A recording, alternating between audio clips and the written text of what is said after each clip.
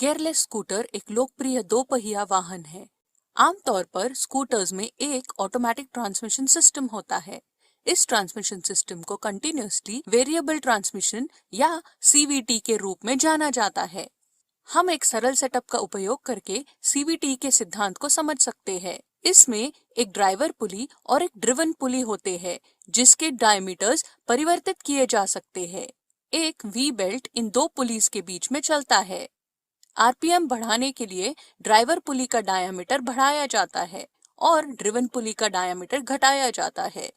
इसको ठीक विपरीत करने से आरपीएम कम हो जाता है और टॉर्क बढ़ जाता है।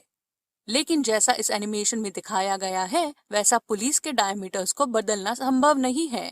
इसीलिए स्कूटर्स में विभिन्न मैकेनिज्म्स का उपयोग करके पुलिस के डायमीटर्स बदले जाते हैं। इसके लिए एक वेरिएटर असेंबली का उपयोग किया जाता है। इसमें दो कोनिकल प्लेट्स मिलके एक पुली बनता है। इन दो प्लेट्स में से एक इनपुट शाफ्ट में फिक्स्ड होता है और दूसरा अपनी एक्सिस पर स्लाइड कर सकता है। इन प्लेट्स के बीच एक वी बेल्ट चलती है।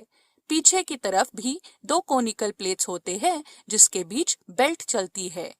इनमें से एक प्लेट आउटपुट शाफ्ट के साथ फिक्स्ड होता है और दूसरा प्लेट स्लाइड कर सकता है। एक कंप्रेशन स्प्रिंग के कारण स्लाइडिंग प्लेट दूसरी प्लेट के करीब रहता है, जिससे पुली का डायमीटर मैक्सिमम हो जाता है।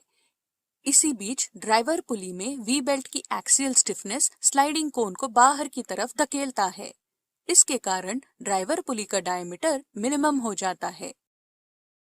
ये हाई टॉर्क लो आरपीएम की स्थिति है। आरपीएम बढ़ाने के लिए ड्राइवर पुली का डायमीटर बढ़ाया जाता है और ड्रिवन पुली का डायमीटर कम किया जाता है। अब देखते हैं कि वास्तविक स्कूटर सीवीटी में यह कैसे प्राप्त किया जाता है। ड्राइवर पुली के स्लाइडिंग कोनिकल प्लेट के अंदर रोलर्स या स्लाइडर्स होते हैं। जब आरपीएम कम होता है, तब रोलर्स पुली के सेंटर की पास में रहते हैं। जब आरपीएम बढ़ने लगता है, तब सेंट्रीफ्यूगल फोर्स के कारण रोलर्स बाहर की तरफ स्लाइड करते हैं। वेरिएटर के पीछे की तरफ रैंप प्लेट होता है, जो इनपुट शाफ्ट में फिक्स्ड होता है। रोलर्स जब बाहर की तरफ स्लाइड करते हैं, तो कोनिकल प्लेट को धक्का देते हैं, जिससे ये प्लेट दूसरी प्लेट की करीब जाता है। कोनिकल प्लेट्स करीब आने के कारण पुली की डायमीटर बढ़ने लगती है। इस प्रोसेस को एक बार स्लो मोशन में देखते हैं।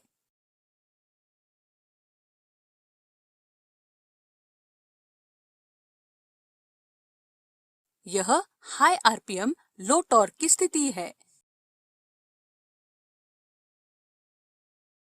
इस ट्रांसमिशन सिस्टम में एक सेंट्रीफ्यूगल क्लच का भी उपयोग किया जाता है। इसके भीतरी हिस्से में फ्लाईवेट्स और टेंशन स्प्रिंग्स होते हैं। फ्लाईवेट्स पुली के साथ जुड़े होते हैं।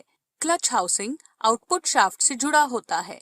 जब आरपीएम बढ़ जाता है, तब फ्लाईवेट्स के फ्रिक्शन लाइनिंग्स क्लच हाउसिंग से एंगेज हो जाते हैं।